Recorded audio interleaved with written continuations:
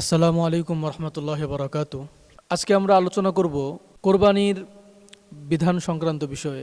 জিলহজের চাঁদ উদিত হয়েছে, আর কয়েকদিন পরেই ঈদ উল আজহা, ইয়াউমুল উজহিয়া, কোরবানির দিন আসছে।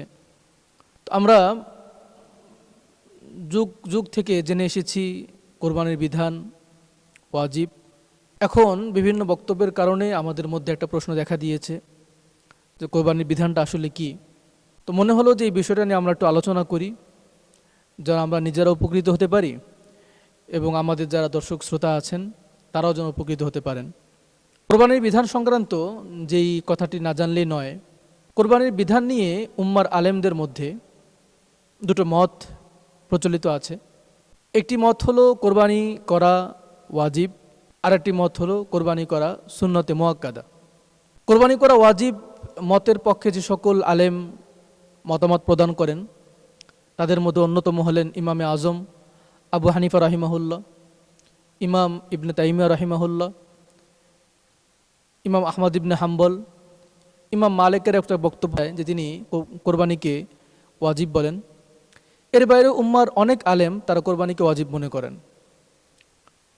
এর বাইরে ইমাম শাফি রাহিমাহুল্লাহ, ইমাম মালিকের আরেকটা মত এবং অন্যান্য অনেক সালাফ তারা কোরবানিকে সুন্নতে মুআক্কাদা মনে করেন।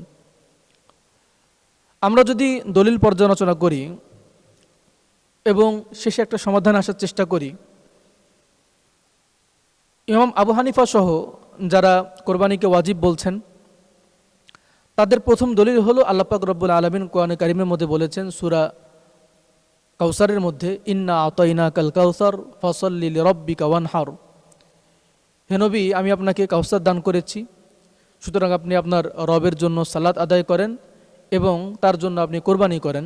আল্লাহ পাক রব্বুল আলামিন কোরআনের মধ্যে নুসুকের কথা বলেছেন, মানসাকের কথা বলেছেন, যে মানসাক বা নুসুক দ্বারাও কোরবানির উদ্দেশ্য। তো সূরা কাউসারের মধ্যে যে আল্লাহ পাক রব্বুল আলামিন বললেন ওয়ানহার, এটা আদেশসূচক শব্দ, যেখান থেকে অবশ্যই কোরবানির গুরুত্ব বোঝা যায়। এরপর যদি আমরা রাসূল সাল্লাল্লাহু আলাইহি ওয়াসাল্লামের হাদিস দেখি, আল্লাহ রাসূল সাল্লাল্লাহু আলাইহি ওয়াসাল্লাম সাইয়েদুনা আবু হুরায়রা রাদিয়াল্লাহু তাআলা আনহু থেকে বর্ণিত আছে, রাসূল সাল্লাল্লাহু আলাইহি ওয়াসাল্লাম বলেছেন, মান ওয়াজাদা সাআতান ফালাম ইউদাহি ফালা ইয়াকরুবান্না মুসাল্লানা। যে ব্যক্তি কোরবানি করার সামর্থ্য রাখে কিন্তু কোরবানি করলো না, সে যেন আমাদের ঈদগাহে না আসে। তো হাদিসটি হাকিম রাহিমাহুল্লাহ তিনি বর্ণনা করেছেন সহিহ হাকিমের মধ্যে, মুস্তাদরাকে হাকিমের 3468 নম্বর হাদিস, সহিহ তারগীবের মধ্যে 1072 নম্বর হাদিস। এই হাদিসটা বর্ণিত হয়েছে। ইমাম নাসিরউদ্দিন আলবানী সহ অনেকেই হাদিসটাকে সহিহ বলেছেন। ইমাম ইবনু তাইমিয়া রাহিমাহুল্লাহ হাদিসটাকে সহিহ বলেছেন।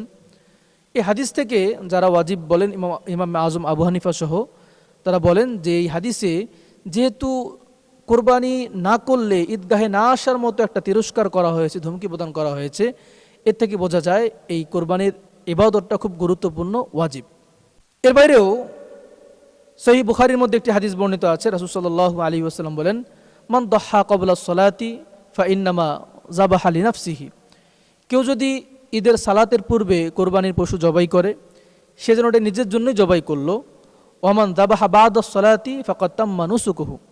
আর যে ব্যক্তি ঈদের সালাতের পর এটা কোরবানি করলো, সে নুসুক, আল্লাহ পাক রব্বুল আলামিন যে নুসুককে উম্মার জন্য এবং উম্মত মুসলিমার জন্য রেখেছেন, সে নুসুককে পূর্ণ করলো। তো হাদিসটি বুখারী শরীফেও আছে 5556 নম্বর হাদিস, এবং সহিহ মুসলিমে কিছুটা ইখতিলাফ সহ হাদিসটি বর্ণিত হয়েছে 1961 নম্বর হাদিস।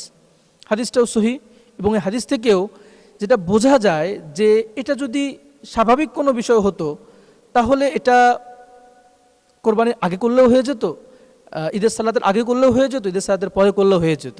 যেহেতু নির্দিষ্ট একটা সময় আছে এবং এটার দ্বারা নুসুক, আল্লাহ পাক রব্বুল আলামিন যে নুসুক, যে মানসাককে উম্মার জন্য বানিয়েছেন, নির্ধারিত করেছেন, সেটা পূরণ করা হয়। এজন্য এর দ্বারা বোঝা যায় এটা গুরুত্বপূর্ণ একটা আমল, গুরুত্বপূর্ণ একটা ইবাদত। মেহনাফ ইবনু সুলাইম রাদিয়াল্লাহু তাআলা আনহু থেকে একটি হাদিস বর্ণিত আছে। তিনি বলেন, যে আমরা নবী সাল্লাল্লাহু আলাইহি ওয়াসাল্লামের সঙ্গে আমরা আরাফাতের ময়দানে ছিলাম। এ সময় রাসূল সাল্লাল্লাহু আলাইহি ওয়াসাল্লাম আমাদেরকে উদ্দেশ্য করে বললেন, আইয়ুহান নাস, হে লোক সকল, আলা কুল্লি আহলি বাইতিন ফি কুল্লি আমিন উদহিয়াতুন, প্রত্যেকটা ঘরওয়ালাদের ওপর, প্রত্যেকটা পরিবারের জন্যই প্রত্যেক বছর কোরবানি করতে হবে, কোরবানি করা আবশ্যক। আলা শব্দ যোগে ব্যবহৃত হয়েছে, আলা হরফ যোগে ব্যবহৃত হয়েছে। এর থেকে আলা হরফ যোগ ব্যবহৃত হওয়াটাও আবশ্যিকতা বোঝায়, যার থেকে উম্মার আলেমরা এটাকে কোরবানিকে ওয়াজিব বলে থাকেন। এই হাদিসটা গরিব, সহিহ ইবনে মাজার 3125 নম্বর হাদিস এবং সহিহ তিরমিজিতে 1518 নম্বর হাদিসটি বর্ণিত হয়েছে। অনেক আলেম এটাকে হাসান বলেছেন এবং কেউ কেউ এটাকে গরিব বলেছেন, অর্থাৎ হাসান হোক গরিব হোক হাদিসটা দলিলযোগ্য, প্রমাণযোগ্য। সুতরাং এই হাদিস থেকে আমরা বুঝতে পারি কোরবানির বিধান আবশ্যিক, এটা ওয়াজিব পর্যায়ের আমল। এর বাইরে আমাদের যে সকল ইমামরা কোরবানির বিধানটাকে সুন্নতে মুআক্কাদা বলেন, তাদের বক্তব্য আমি পড়েছি, তাদের বক্তব্য আমাদের জানাশোনা আছে। তাদের অন্যতম দলিল হলো আল্লাহ রাসূল সাল্লাল্লাহু আলাইহি ওয়াসাল্লাম হাদিসের মধ্যে বলেছেন, মান আরাদা আন ইয়াযবাহা বা মান আরাদা আন ইউদাহিয়া, যে ব্যক্তি কোরবানি করতে চায় বা কোরবানি করতে ইচ্ছা করে। তো আল্লাহ রাসূল সাল্লাল্লাহু আলাইহি ওয়াসাল্লাম এখানে আরাদা বলেছেন, অর্থাৎ ইচ্ছার সাথে সম্পৃক্ত করেছেন কোরবানির আমলটাকে, যার কারণে উম্মার আলেমদের একটা অংশ তারা এটাকে সুন্নতে মুআক্কাদা বলেন। কিন্তু আপনাদের সামনে যে বিষয়টা আমার বোঝানো, তাদের আরেকটা দলিল হলো, তাদের আরেকটা প্রমাণ হলো যে সাইয়্যিদুনা আবু বকর সিদ্দিক রাদিয়াল্লাহু তাআলা আনহু এবং সাইয়্যিদুনা ওমর ফারুক রাদিয়াল্লাহু তাআলা আনহু তারা কখনো কখনো কোরবানি করতেন না, কোরবানি ছেড়ে দিতেন। কেন? তারা বলতেন যে কোরবানিটা আমরা ছাড়ছি যেন মানুষ এটাকে ফরজ মনে না করে, আবশ্যিকতা মনে না করে, ওয়াজিব মনে না করে। এখন এই দুই ধরনের দলিল আমরা শুনলাম, দুই ধরনের বক্তব্য আমরা শুনলাম। এখন আসেন আমরা কিছু নিজেদের মধ্যে বোঝাপড়ামূলক কথা বলি। প্রথম কথা এটা যে আমরা যারা ওয়াজিব বলছেন তাদের দলিল আমরা দেখছি, তারা কোরআন থেকে দলিল দিচ্ছেন, কোরআনের একাধিক আয়াত তাদের দলিল, রাসূল সাল্লাল্লাহু আলাইহি ওয়াসাল্লামের একাধিক সহিহ হাদিস তাদের দলিল। যারা সুন্নতে মুআক্কাদা বলছেন তাদেরও রাসূল সাল্লাল্লাহু আলাইহি ওয়াসাল্লামের সহিহ হাদিস এবং ওমর ফারুক এবং আবু বকর সিদ্দিক রাদিয়াল্লাহু আনহুর আমল তাদের দলিল। দু জায়গাতেই দলিল সঠিক আছে, দু জায়গাতেই দলিল ঠিক আছে। এজন্য প্রথম কথা এটা, আমরা যেন কোনো আমলকে বা কোনো এক পক্ষের বক্তব্যকে খাটো না ভাবি, কোনো এক পক্ষের বক্তব্যকে আমরা তুচ্ছ তাচ্ছিল্য না করি, বরং উম্মার যেই অঞ্চলে সংখ্যাগরিষ্ঠ ব্যক্তি যেই মতের ওপর আমল করছেন আমরা যেন সেটাকেই রেখে দিই। এটা প্রথম বিষয়। দ্বিতীয় বিষয় এটা যে ওমর ফারুক রাদিয়াল্লাহু তাআলা আনহু এবং আবু বকর সিদ্দিক রাদিয়াল্লাহু তাআলা আনহু তারা এই আমলটা মাঝে মধ্যে কেন ছাড়তেন? তাদের বক্তব্য কিন্তু স্পষ্ট। তারা বলছেন যেন মানুষ এটাকে ফরজ না ভাবে, আবশ্যিকতা না ভাবে, ওয়াজিব না ভাবে।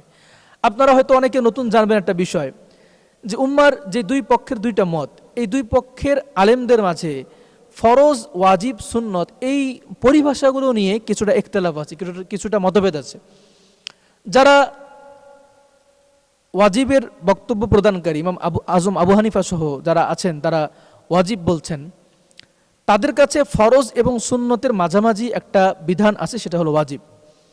আর যারা সুন্নতে মুআক্কাদা বলছেন, আপনারা জেনে অবাক হবেন যে তাদের কাছে ওয়াজিবের আলাদা কোনো স্তর নাই, বরং ফরজ যেটা সেটাই তাদের কাছে ওয়াজিব। তারা ফরজ এবং সুন্নার মাঝখানে আলাদা কোনো স্তর তারা মানেন না, যেটাকে আমরা ওয়াজিব বলি। কিন্তু যারা ওয়াজিবের বক্তব্য প্রদান করছেন, ইমাম আজম আবু হানিফা সহ অন্যান্য যারা আছেন, তারা ফরজ এবং ওয়াজিবের, ফরজ এবং সুন্নাতে মুআক্কাদার মাঝখানে আলাদা একটা স্তর তারা সাব্যস্ত করেন, সেটা হলো ওয়াজিব। তাহলে আমরা যদি একটু গভীরভাবে তাকাই, গভীরভাবে লক্ষ্য করি, সেটা কি? যারা ওয়াজিব বলছেন তারা কি বলছেন? তারা বলছেন ফরজ নয়। এখন আমরা এটাকে, আমি বেশ কিছু বক্তব্য শুনলাম যারা বলছেন সুন্নতে মুআক্কাদা নয়, সুন্নতে মুআক্কাদা বরং এটা ফরজ নয়, এটা ওয়াজিব নয়, ফরজ নয়। আসলে তারা যেন ফরজ এবং ওয়াজিবকে গুলিয়ে ফেলছেন। বিষয়টা হলো উম্মার এই আলেমরা তারা ফরজ বলেন না, কোরবানিকে যারা ওয়াজিব বলছেন তারাও বলেন এটা ফরজ নয়, বরং এটা ওয়াজিব, ফরজের চেয়ে নিচু স্তরের, এবং সুন্নতে মুআক্কাদা নয় বরং সুন্নতে মুআক্কাদার চেয়ে উঁচু স্তরের। আর যারা সুন্নতে মুআক্কাদা বলছেন তাদের বক্তব্য হলো এটা তো ফরজ নয়, ফরজ নয় কেউ বলছে না এটা ফরজ নয়, বরং এটা সুন্নতে মুয়াক্কাদা মানে যেমন তেমন সুন্নত নয়, এবং আমাদের সালাফদের এবং বর্তমান আমাদের সালাফি আকিদার ভাই যারা আছেন, ফিকহের ভাই যারা আছেন, তাদেরও বক্তব্য আরও বিভিন্ন ওয়েবসাইট ঘাটলে দেখা যায়, তারা বলেন যে ব্যক্তি সামর্থ্য থাকার পরেও কোরবানি করলো না, এটা মাকরু হলো, এটা অপছন্দনীয় কাজ হলো।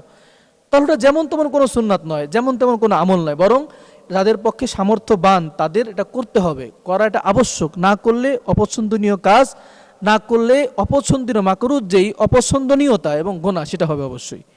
এজন্য আমরা যেটা বুঝি সেটা হলো যে এটা অবশ্যই আবশ্যিক আমল কাদের জন্য? যাদের পক্ষে কোরবানি করা সম্ভব, যাদের পক্ষে সামর্থ্য আছে। আল্লাহ পাক রব্বুল আলামিন বলেছেন ওয়া মান ইউআযযিম শাআইরাল্লাহ, দোনো পক্ষ যারা সুন্নতে মুআক্কাদা বলছেন অথবা যারা ওয়াজিব বলছেন, দোনো পক্ষের বক্তব্য মতে কোরবানি হলো মিন শাআইরিল্লাহ, শিআর একটা ইসলামের নিদর্শন। আল্লাহ পাক রব্বুল আলামিন বলছেন ওয়া মান ইউআযযিম শাআইরাল্লাহ, যে ব্যক্তি আল্লাহর নিদর্শনগুলোকে সম্মান করলো, ফাইন্নাহা মিন তাকওয়াল কুলুব, এটা তার আত্মার কলবের এটা তাকওয়ারই বহিঃপ্রকাশ। এজন্য আমরা এটাকে দেখেন, আবু বকর এবং ওমর রাদিয়াল্লাহু আনহুম তারা কি চেয়েছিলেন? তারা চেয়েছিলেন মানুষ যেন যেটার মূল বিধান সেটাকে ঠিক থাকে, তারা যেন ওটাকে ফরজ মনে না করে, আবশ্যিক মনে না করে। এই জন্য তারা কখনো কখনো হয়তো করেন নাই। অনেকে বলেন যে কেন করেন নাই, অনেকের বক্তব্য এরকম তাদের আসলে সেই সামর্থ্য ছিল না। আমরা ইতিহাস জানি, আবু বকর ওমর তাদের ব্যক্তিগত সম্পদ তারা সব আল্লাহর রাস্তায় দিয়ে দিয়েছিলেন, তাদের কাছে সেরকম কিছু ছিল না। হয়তো কখনো তাদের কাছে কোনো বস্তু তাদের সামর্থ্য ছিল, তারা করেছেন, কখনো ছিল না, কখনো করেন নাই। এবং এটাকে তারা বলেছেন যে আমরা কখনো সামর্থ্য আছে কখনো নাই, মানুষজন এটাকে ফরজ, নামাজের মতো ফরজ মনে না করে যে না সামর্থ্য না থাকলেও করতে হবে, যে কোনোভাবেই হোক, এইটা তারা বোঝাতে চেয়েছেন। আসলে একদম ফরজ মনে না করা মানে করলে করো না করলে নাই, বিষয়টা আসলে এমন নয়। বরং সম্মানিত দর্শক শ্রোতা, এটা মাথায় রাখা দরকার, কোরবানির বিধান আবশ্যিক বিধান, এটা ওয়াজিব বিধান, খুব গুরুত্বপূর্ণ বিধান। না করাটা খুব অপছন্দনীয় কাজ, না করলে আমরা সওয়াব থেকে বঞ্চিত হব, না করলে আমরা তিরস্কারের যোগ্য হব। এই তিরস্কার দুনিয়া আখেরাত আমাদের অনেক কল্যাণকে ধ্বংস করার জন্য যথেষ্ট হয়ে যাবে। এই জন্য আমরা কোরবানি বিধানটাকে আবশ্যিক মনে করেই করবো ইনশাআল্লাহ, যাদের পক্ষে কোরবানি করা সম্ভব, যাদের সামর্থ্য আছে। তো যেটা বলছিলাম আমি, আবু বকর এবং ওমর রাদিয়াল্লাহু আনহু তারা চাচ্ছিলেন, এটা ফিক, এটা বুঝ, আবু বকর এবং ওমর চাচ্ছিলেন যেন মানুষ কোরবানি বিধানটাকে আপন অবস্থাতের মধ্যে রাখে, এটা নিয়ে যেন কম বেশ না হয়।